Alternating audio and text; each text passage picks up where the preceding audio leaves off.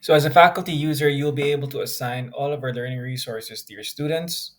You can create online assessments, and most importantly, you'll be able to track your students' learning progress. To do all of this, you have to go into the administration page. And what you immediately see here is the admin dashboard, which shows you the activity on your Lecturio Academy. So with this graph, you can immediately see how the activity is trending. You also see an overview of the assignment status over the past 12 months, as well as an overview of your students' QBank performance broken down into subjects and systems. Now, to give an assignment, you can do that in the assignments page. If you click on create assignment, you are then shown the list of options that you can assign. So you can assign a course or a video, you can assign a concept page, you can assign a QBank test, which is an online assessment, and even give an instruction or offline task. So if you click the first one here, we are taken to the video library. And now all we have to do is find the content or the course that we want to assign. So you can assign an entire course, or you can be more specific and assign a part of a course or even just a single video.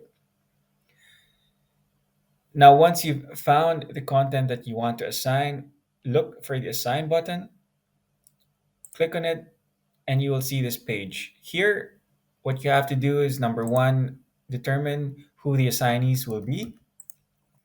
So it can be a group, or you can type in the names of your students. Next, set the due date, and then click save. Once I click save, all the students in the assignees box will immediately receive an email that they have this assignment, which is due on this particular date. Now, if you want to track your students' progress relative to this particular assignment, you can do that by going to the active assignments page where you will see all the assignments that are in progress.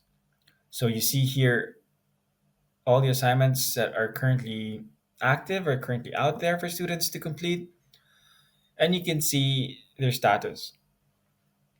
So green is always good, but if it's yellow or red, then that's not a good sign because it means it's either overdue or about to be overdue. You can click on this icon over here and you will receive a detailed performance report. Here you see how much of the videos your students have watched and their accuracy in the quiz questions, which are the questions that come up after every video lecture. And these are good indicators on how much your students actually understood from the video. So from the data that you can see here, you can tell number one, which students actually prepared or did the assignment, and then number two, it gives you an idea on it gives you an idea of which topics you should focus on and also which students you should um, give more attention to based on their quiz question scores. So that's how you assign a video. If you want to assign a online assessment, all you have to do again is click on create assignment, select QBank test, and so you already have more than 2000 plus exam style questions, and you can select them by clicking create test, select the question bank, and here you can see I can select the difficulty level of the questions. I can pick out the subjects and systems, so it could be very specific or a mix of everything. After that, I can see all the questions and I have the opportunity to review them before adding them to my exam or to my QBank test. So once I have enough questions, now I have to decide whether or not to give it as an exam. So if you give it as an exam, there's a time limit per question and overall time limit. The students won't get the results after the test, and they also will not get any explanations. However, if you decide to give it in tutor mode, then the students can take the test as many times as they want. They will get explanations after every question, and they will get the results at the end. So it really depends on on what your goal is. So you can give QBank tests as an exam or as review tools for an actual exam. The final step is again you need to select the assignees. So same as I showed you earlier, set the due date. And if you scroll down, you can give it a title. You can also restrict the questions that you've selected if in case you want to use them for further exams. But if not, you can proceed to clicking save. And once again, everyone in the assignees group will now receive an email that they have this QBank test, which is due on this particular date. Now, once you've created a test, it's stored here in the test management page, and you can always reuse it. So you can copy and edit in case you want to change a few questions. But if not, you can just click on assign and assign it to a different group of students. Now, the results can also be tracked in the active assignments page. Just look for the QBank and then look for the detailed progress icon. Now, if you want to assign a concept page, again, click the create assignment page, select concept page, and you'll be shown the full catalog of concept pages. Just select the one that is relevant for your particular lecture, and then look for the assign button. So you're now familiar with this page. Again, just select the assignees, pick the due date. If you want to, for example, plan ahead, you can actually create assignments in advance and then decide on when you want to make them visible. So if it's due on the 30th, maybe I only want to give 1 day for students, but I already want to create assignment today, then I can edit the start date of the assignment to the 29th, for example. Again, I click save, and now this assignment has been created. The assignees get an email, and I will be able to find it under the assignments page, but this time under future. So to keep track of your students' learning progress, you can use a statistics page.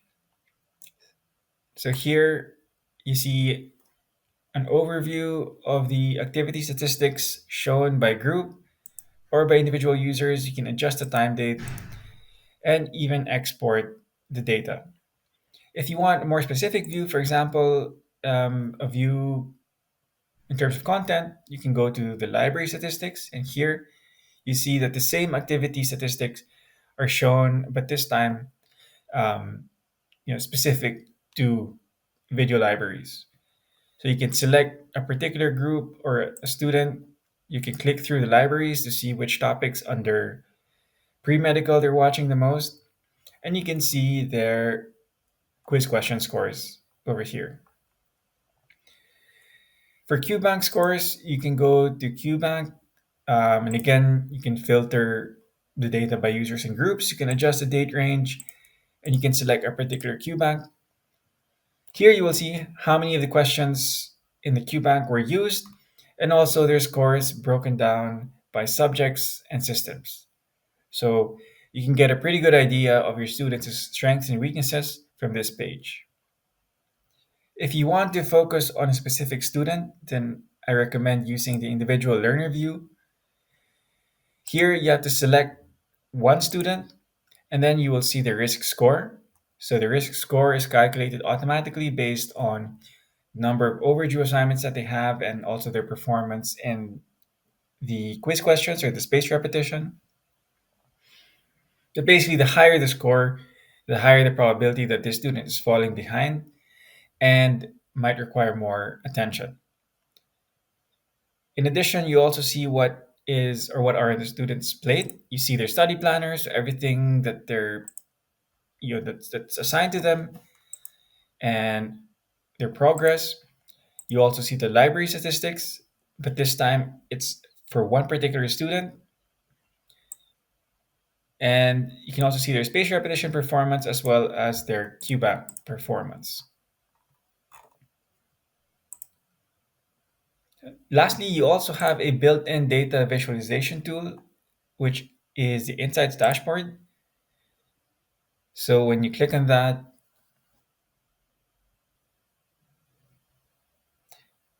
this is what you see.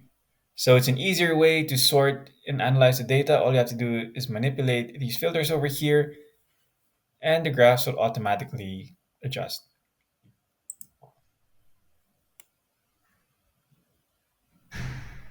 Okay, so just a few more things. If you want to, put together courses and you organize them in a way that fits your curricula or academic calendar, you can do that via Learning Paths. So with Learning Paths, you can create your own collection. For example, here I create one for second year students, and then I can further organize them by semester or by subject, and then add, combine different courses. So let's say an anatomy courses with histology courses, create them in one step, and then assign them all together to my students. So that's another option. Yeah, so that completes the overview of the main admin features of Lecturio. As you can see, it's super easy to pick out courses and assign them to students, to create online assessments, and to be able to track everything that your students are doing, which allows you to determine which students might need help and in which topics do they need help in.